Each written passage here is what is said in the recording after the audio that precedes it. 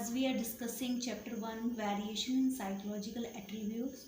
So today we will discuss a very important topic emotional intelligence.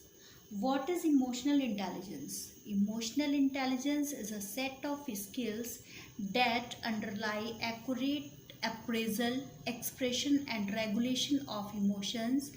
It is the feeling side of intelligence. This concept was first introduced by Salovey and Mayer, who considered it as the ability to monitor one's own and others' emotion. It means emotional intelligence एक ऐसी skill है जो क्या करती है, monitoring करती है आपके इमोशंस की। आप किस तरह से उनको एक्सप्रेस करते हो, ऐसा तो नहीं है थोड़ी सी सिचुएशन अगर आपके फेवर में ना हो तो आप सेल्फ कंट्रोल खोकर एग्रेसिव बिहेवियर शो करने लग जाते हो, अपने ऊपर कंट्रोल खो देते हो, या फिर आप सिचुएशंस के अकॉर्डिंग अपनी फीलिंग्स को एक्सप्रेस ही नहीं कर पाते हो। ऐसा नहीं है कि आप कहीं पर भी अचानक से हंसना स्टार्ट कर देते हो या फिर एंगर शो करने लग जाते हो। सो ऐसे लोग जो अपने आप को सिचुएशन के अकॉर्डिंग इमोशनली कंट्रोल कर लेते हैं, उनको क्या बोला जाता है, इमोशनली इंटेलिजेंस। ये लोग ये जानते हैं कि किस सिचुएशन में किस तरह के बिहेवियर इनको करना है, और ऐसे लोग बैलेंस्ड रहते हैं। मतलब बहुत ज़्यादा ना तो सैड होते हैं ना ही बहुत ज़्यादा हैप्पी होते हैं किसी भी न्यूज़ को सुनकर, कि अगर कोई इनके पास सैड न्यूज़ लेकर आ जाए तो ये जो है डिप्रेस्ड हो जाए, स्ट्रेस ले लें उसको सुनकर, या फिर कोई गुड न्यूज़ लेकर आ जाए तो बिल्कुल ओवर हैप्पी हो जाए उस चीज़ को लेके कि अब तो कुछ है ही नहीं, सब कुछ मैंने गेन कर लिया। तो ये लोग कैसे होते हैं, ये बैलेंस्ड होते हैं। अगर उनकी लाइफ में बड़ी से बड़ी प्रॉब्लम भी आ जाती है तो वहाँ पर भी स्टेबल रहते हैं, और स्टेबिलिटी को रखकर ये उस सिचुएशन से बाहर निकल आते हैं। ये लोग कभी भी डिप्रेशन में आकर अपने आप को हार्म नहीं पहुँचाते। जो लोग इमोशनली स्ट्रॉन्ग होते हैं उनकी पर्सनैलिटी कैसी होती है, स्टेबल रहती है। ये लोग पैनिक नहीं होते, छोटी छोटी बातों पर घबरा नहीं जाते। तो ऐसे लोगों को हम साइकोलॉजिकल लैंग्वेज में क्या बोलेंगे, इमोशनली इंटेलिजेंट। और इमोशनल इंटेलिजेंट का ये जो कंसेप्ट था वो सबसे पहले किसने इंट्रोड्यूस किया था, सैलोवी एंड मेयर ने। According to them, emotional intelligence is as the ability to monitor one's own and others' emotions. It means किसी पर्सन की वो एबिलिटी या क्वालिटी जिससे वो अपने इमोशंस की मॉनिटरिंग तो करता ही है, बट साथ साथ दूसरे लोगों की इमोशंस को भी मॉनिटर करता है। ऐसे लोगों का इमोशनल क्वोशेंट हाई होता है। Now the question is, what is the emotional quotient? Emotional quotient is used to express emotional intelligence in the same way as IQ is used to express intelligence. As you know very well that हम जो IQ होता है, हमारा intelligence level है, वो किससे measure करते हैं, IQ से। इन द सेम मैनर जो आपकी इमोशनल इंटेलिजेंस है वो हम किससे मेज़र करते हैं, EQ से। जो इमोशनली इंटेलिजेंट लोग होते हैं उनके इंटरपर्सनल रिलेशंस बहुत अच्छे होते हैं। और ऐसा क्यों होता है, क्योंकि ये दूसरे के इमोशंस अच्छे से समझते हैं, अपने इमोशंस अच्छे से एक्सप्रेस कर सकते हैं। फॉर एग्जांपल, आपके साथ अगर कोई प्रॉब्लम होती है तो आप क्या करते हो, आप ऐसा पर्सन ढूंढते हो जो आपकी बात को अच्छे से समझ सके, आपके इमोशंस को अच्छे से समझ सके, तो आप उसके साथ अपनी प्रॉब्लम शेयर करते हो, क्योंकि वहाँ पर आपको लगता है उस पर्सन के साथ बात करके आपकी प्रॉब्लम कुछ कम हुई है। सो ऐसे लोग क्या कहलाते हैं, emotional intelligent. There are some certain components of emotional intelligence like self awareness, self regulation, motivation, empathy and social skills. So firstly we will discuss self awareness. Emotionally intelligent person self aware होते हैं, उन्हें अपनी weakness, अपनी capabilities का पता होता है। अब सेल्फ अवेयरनेस क्यों ज़रूरी है, It is important because when we have a better understanding of ourselves, we are able to experience ourselves as unique and separate individuals. हमें अपनी पर्सनैलिटी के उन वीकर सेक्शंस का पता होता है जहाँ हमें इम्प्रूवमेंट करने हैं. जिस पर्सन में सेल्फ अवेयरनेस होगी उसका emotional intelligence level automatically high होता है और उनमें लिसनिंग स्किल्स भी होती है. ऐसा नहीं है कि किसी ने आपके बारे में, आपकी वीकनेस के बारे में कुछ कहा तो आप हाइपर होकर शाउटिंग करने लग जाएं या फिर एंगर शो करने लग जाएं. हर किसी का अपना अपना पर्सपेक्टिव है, हर किसी की अपनी अपनी थिंकिंग है.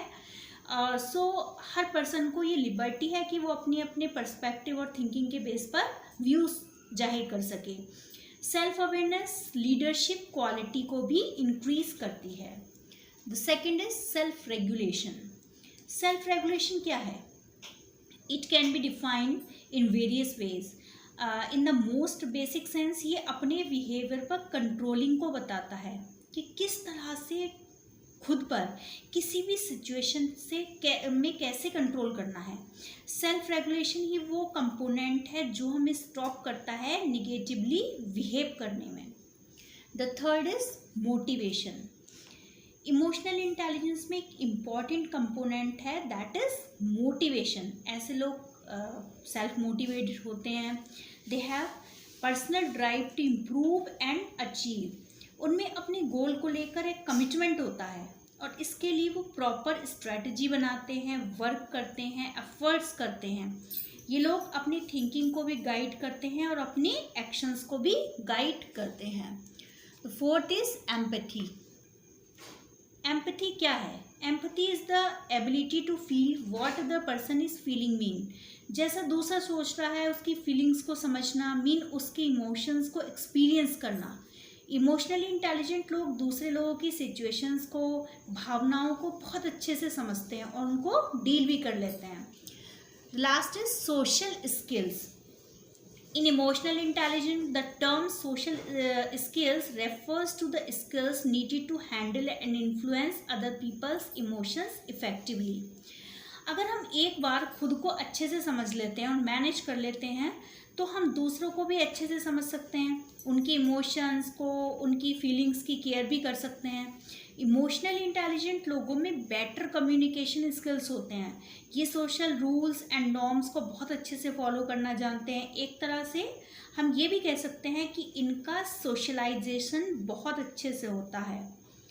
अब इसके अंदर आपका एक सब टॉपिक है स्पेशल एबिलिटीज़ और इसके अंदर 2 टर्म्स डिस्कस किए गए हैं, aptitude and creativity. So firstly we will discuss aptitude. Aptitude क्या है? Aptitude refers to show special abilities in a particular field of activity. It is a combination of characteristics that indicates an individual's capacity to acquire some specific knowledge or skill after training. वैसे तो aptitude को और attitude को कुछ लोग same मान लेते हैं, लेकिन ये दोनों डिफरेंट वर्ड्स हैं. एटीट्यूड क्या है? जैसे हम जनरली अपनी डेली लाइफ में ये चीज़ बोल देते हैं कि उस बंदे का जो बड़ा ही निगेटिव एटीट्यूड है या फिर पॉजिटिव एटीट्यूड है, तो वो एटीट्यूड क्या है उसका, नेगेटिव और पॉजिटिव, यानी कि उसकी सोच है. But aptitude is different. Aptitude means किसी के अंदर कितनी कैपेबिलिटी है किसी काम को करने की इन अ पर्टिकुलर फील्ड. हर फील्ड में नहीं. जैसे किसी के अंदर एप्टीट्यूड हो सकता है ड्राइंग की फील्ड में और ये पोटेंशियल किसी पर्टिकुलर फील्ड में ही होता है, not in every field. Aptitude में डिफरेंट फील्ड्स में कैपेबिलिटी होती है. लाइक कोई कुकिंग फील्ड में एप्टीट्यूड रख सकता है, कोई डांसिंग फील्ड में बहुत अच्छा कर सकता है. On the basis of aptitude और किसी पर्सन को ट्रेनिंग मिले, अच्छा इन्वायरमेंट मिले, तो वो जिस फील्ड में उसका एप्टीट्यूड है उस फील्ड में बहुत अच्छा कर सकता है. तो एप्टीट्यूड होता है किसी के अंदर कितना पोटेंशियल है, कितनी कैपेबिलिटी है एक पर्टिकुलर फील्ड में कुछ करने की. बहुत सारे एंट्रेंस एग्ज़ाम्स होते हैं, उसमें भी एप्टीट्यूड टेस्ट कराए जाते हैं. अब एप्टीट्यूड कैसे डेवलप होता है, उसके लिए बहुत ज़रूरी है इंटरेस्ट होना. अब लाइक किसी को ड्राइंग में इंटरेस्ट नहीं है, उसको ड्राइंग अच्छी नहीं लगती, तो तो इस सब्जेक्ट में उसका एप्टीट्यूड जो है बिल्डअप नहीं हो सकता। वो उसमें अच्छा कैसे कर पाएगा जब उसको इंटरेस्ट ही नहीं है, वो उस चीज़ को करना ही नहीं चाहता। तो बहुत बेसिक है एप्टीट्यूड को जनरेट करने के लिए कि उसमें उस सब्जेक्ट में या उस पर्टिकुलर फील्ड में किसी का इंटरेस्ट हो। अब types of aptitude test, there are two types of test, independent specialised test and the second is multiple generalised test. Independent या स्पेशलाइज्ड टेस्ट ये वो टेस्ट होते हैं जो स्पेशल टेस्ट होते हैं, पर्टिकुलर फील्ड के लिए ही बने होते हैं। और जो मल्टीपल जनरलाइज्ड टेस्ट होते हैं ये वो टेस्ट होते हैं जिनमें अलग अलग फील्ड्स चेक होती है। सपोज अगर किसी टेस्ट में हिंदी भी है, इंग्लिश भी है, मैथ्स भी है, तो वो टेस्ट मल्टीपल टेस्ट माना जाएगा। जनरलाइज्ड में दो एग्जाम्पल हैं आपके, डिफरेंशियल एप्टीट्यूड यानी कि DAT टेस्ट, और दूसरा है GABT general aptitude battery test. Battery means उसमें काफ़ी सारे टेस्ट हैं। अब जो आपका EQ है उसका IQ से कोई रिलेशन नहीं है। IQ अगर अच्छा हो तो ज़रूरी नहीं है कि EQ अच्छा हो, और EQ अगर ख़राब है तो ज़रूरी नहीं है कि EQ भी आपका ख़राब हो। फॉर एग्ज़ाम्पल एक P1 और P2 दो पर्सन हैं, दोनों का IQ लेवल सेम है और दोनों ही एवरेज से ऊपर हैं, मतलब अच्छे हैं, लेकिन दोनों का जो एप्टीट्यूड है वो इक्वल नहीं है। मान लीजिए कि पर्सन जो 1 है उसका एप्टीट्यूड आता है मैथ्स में, और जो पर्सन 2 है उसका एप्टीट्यूड आता है म्यूज़िक में। तो IQ और एप्टीट्यूड का IQ से कोई रिलेशन नहीं है। Next topic is creativity. Creativity is the ability to generate, create or discover new ideas, solutions and possibilities. Some are highly creative and others are not so creative. Some may express creativity in writing, still others in dance, music, poetry, science and so on. Despite differences, one common element among there is the production of something new and unique. Means creativity वो ability है जो नए नए ideas generate करती है, create करती है, नए नए सॉल्यूशंस देती है, और किसी भी चीज़ को लेकर क्या पॉसिबिलिटीज़ हो सकती हैं ये सब हमें बताती है। We can observe in daily life that some persons are highly creative. वो सिंपल से सिंपल चीज़ में भी क्रिएटिविटी यूज़ करके उसको स्पेशल बना देते हैं। तो ऐसे लोग बने बनाए आइडियाज़ को ही इम्प्लीमेंट नहीं करते, बट अपनी खुद की क्रिएटिविटी यूज़ करके नए नए आइडियाज़ जनरेट करते हैं, और उनकी यही क्वालिटी उनको क्या बना देती है, यूनिक बना देती है, और लोगों से अलग बना देती है।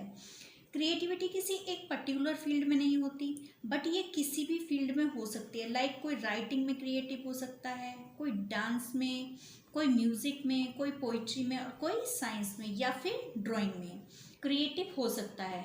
बट डिफरेंस होने पर भी, फील्ड में डिफरेंस होने पर भी एक कॉमन एलिमेंट है जो सभी फील्ड्स में होगा, और वो एलिमेंट क्या है आपका, production of something new and unique. Means field चाहे कोई भी हो उसमें नए नए यूनिक आइडियाज़ जनरेट होते हो, चाहे वो आपका फील्ड आपका आर्ट हो, डांस हो, म्यूज़िक हो, उनमें सब में क्या होता है, नए नए आइडियाज़ जनरेट होते हैं। Next is creativity and intelligence. Terman in 1920 found that persons with high IQ were not necessarily creative. At the same time, creative ideas could come from persons who did not have a very high IQ, but all creative acts require some minimum ability to acquire knowledge and capacity to comprehend, retain and retrieve. Terman ने 1920 में कुछ experiments के बाद ही पाया कि ज़रूरी नहीं है कि जिन लोगों का IQ लेवल बहुत हाई हो वो लोग क्रिएटिव भी थे। क्रिएटिव आइडियाज़ किसी भी पर्सन के माइंड में आ सकते हैं, और वो पर्सन एवरेज IQ वाला भी हो सकता है और हायर IQ वाला भी। लेकिन टर्मन ने यहाँ पर ये भी क्लियर किया कि क्रिएटिव एक्ट्स के लिए ज़रूरी है कि किसी भी पर्सन के अंदर मिनिमम या ऑप्टिमल एबिलिटी ज़रूर होनी चाहिए नॉलेज को एक्वायर करने की। एक इंटेलिजेंट पर्सन जिसका IQ लेवल हाई है वो किसी भी चीज़ को लर्न करने के बाद अच्छे से एक्सप्रेस कर सकता है, लिख सकता है। बट एक क्रिएटिव पर्सन जिसने कुछ लर्न भी नहीं किया होता है, वो क्रिएटिविटी के बेस पर अपने एफर्ट्स लगाकर नए नए आइडियाज़ यूज़ करके भी उस चीज़ के बारे में बता सकता है। सो इंटेलिजेंट होने के लिए क्रिएटिविटी ज़रूरी नहीं है, उसी तरह क्रिएटिव पर्सन के लिए इंटेलिजेंट होना ज़रूरी नहीं है। लेकिन हाँ, एक बात है कि ऑप्टिमल इंटेलिजेंस लेवल हर पर्सन में होना ज़रूरी है। क्रिएटिविटी के भी टेस्ट होते हैं और इनके क्वेश्चंस कैसे होते हैं बेटा? ओपन एंडेड कौन से क्वेश्चंस होते हैं? जिसमें आपको आंसर के लिए फिक्स्ड ऑप्शन नहीं मिलेंगे, आपको माइंड से सोचकर उसका आंसर देना होगा। एक होती है इनमें क्रिएटिविटी में डाइवर्जेंट थिंकिंग। इसमें इस तरह के क्वेश्चंस दिए जाते हैं जहां पर अपनी डाइवर्जेंट थिंकिंग को यूज़ किया जा सके, मीन सभी डायरेक्शन में सोचकर आंसर दिया जा सके। अच्छा, एक चीज़ और, अगर आपके एग्जाम में intelligent test and creativity test में डिफरेंस आता है तो आप वहाँ पर क्या करेंगे? वहाँ पर आप इंटेलिजेंस टेस्ट में इसका अपोजिट लिख देंगे। लाइक डाइवर्जेंट की जगह आप क्या लिख देंगे? कन्वर्जेंट थिंकिंग होती है इंटेलिजेंस टेस्ट में। एंड ओपन एंडेड की जगह आप क्या यूज़ करेंगे? Close ended. So creativity test कैसे होते हैं? सपोज आपको एक हाफ सर्कल दे दिया जाए और आपसे कहा जाए इस सर्कल को कंप्लीट करिए, तो आप क्या करेंगे? वहाँ पर अपनी क्रिएटिविटी यूज़ करेंगे, बहुत सारी शेप्स आप बना देंगे। That is called creativity test. There is a term interest in this chapter. So what is interest? Interest is a preference for a particular activity. Interest is a feeling or emotion that causes attention to focus on an object, event or process. Mean interest वो feeling है या emotion है जो हमें किसी particular activity को करने के लिए मोटिवेट करता है। इंटरेस्ट ही वो इमोशन है जो कारण बनता है किसी भी इवेंट पर, थिंग पर या फिर सब्जेक्ट पर फोकस करने के लिए। अगर हमारा इंटरेस्ट ही नहीं होगा किसी भी चीज़ में तो हम वहाँ अटेंशन पे ही नहीं कर सकते। वहाँ क्या होगा? हम बार बार कोशिश करेंगे अटेंशन पे करने की, लेकिन हमारा ध्यान वहाँ से बार बार डाइवर्ट होगा, only because of the lack of interest. इसलिए आपने देखा होगा कि कई बार इंटरेस्ट ना होने पर भी पीयर प्रेशर या फिर फैमिली प्रेशर या फिर सोसाइटी का कोई प्रेशर है, उसमें बच्चे आकर क्या करते हैं? रॉन्ग स्ट्रीम चूज कर लेते हैं। लेना तो उनको ह्यूमैनिटीज़ है, पर पीयर प्रेशर या फैमिली प्रेशर बना उन्होंने साइंस स्ट्रीम ले ली, या फिर साइंस स्ट्रीम उनको लेनी थी लेकिन उनके पेरेंट्स कह रहे हैं कि आपको IAS PCS बनना है तो आप ह्यूमैनिटीज़ लें। तो वहाँ पर क्या होता है? उनका इंटरेस्ट दूसरी फील्ड में होता है। तो ऐसे बच्चे उस रॉन्ग स्ट्रीम में जाकर क्या हो जाता है उनके साथ? पीछे रहने लगते हैं, स्ट्रेस फील करते हैं, क्योंकि without interest no one can pay attention to anything. So interest होना ज़रूरी है for focusing on an object, event और प्रोसेस। सो इंटरेस्ट ही वो चीज़ है जो हमें किसी भी पर्टिकुलर एक्टिविटी पर फोकस करने के लिए मोटिवेट करती है। आपने देखा होगा कि बहुत सारे बच्चे होते हैं, हम उनको देखते हैं कि वो क्रिएटिव होते हैं बहुत ज़्यादा, वो ड्राइंग बहुत अच्छी बना लेते हैं, सब कुछ है, लेकिन हम क्या करते हैं? प्रेशर बनाते हैं। अगर आपके ड्राइंग में 80% आ रहे हैं, 90% आ रहे हैं, तो आपको साइंस में भी लेके आने हैं, जबकि उस बच्चे का साइंस और मैथ में क्या है? फोकस नहीं है और इंटरेस्ट नहीं है। तो वहाँ पर क्या करेगा वो बच्चा? डिमोटिवेट होकर क्या करेगा? स्ट्रेस हो जाएगा, एंग्जाइटी फील करेगा। तो ये सारी चीज़ें हमें बताती हैं कि इंटरेस्ट होना कितना ज़्यादा इम्पॉर्टेंट है किसी भी फील्ड में सक्सेस पाने के लिए। So we can say that interest is a powerful and motivational process that energizes learning, guides academically, and is essential to academic success. Interest is both a psychological state of attention and affect towards a particular object or topic. It leads to better performance and achievement. इसीलिए students ये बोला जाता है that if we want to improve in any field then we have to generate interest in that field to get success and to achieve our goal. So students, today we have revised our chapter 1 completely, and I hope there will be no doubt in any topic after revision.